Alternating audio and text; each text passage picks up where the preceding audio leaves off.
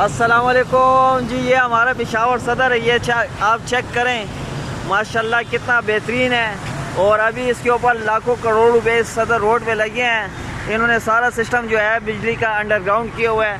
और दूसरी तरफ हम आपको अभी दिखाते हैं कि आज पेशावर में बारिश हुई है और ये सदर रोड पे जो नकासी का सिस्टम है, ये ज़रा देखें, पूरा सदर रोड पानी से भरा हुआ है। ये देखें, और बहुत मुश्किलात है लोगों को, आवाम को बहुत मुश्किलात का सामना है।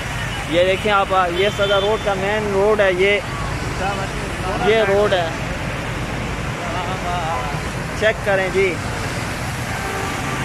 पेशावर कोर कमांडर पेशावर और ये कैंट के जो जितने भी अफसरान हैं उनसे हमारी दरख्वास्त है, ये सदर का आप देखें, ये जब बारिश होती है निकासी का इधर बिल्कुल सिस्टम नहीं है और बहुत मुश्किलात का सामना करना पड़ता है आवाम को। अभी आपको आगे लेके जाते हैं, आगे देखें।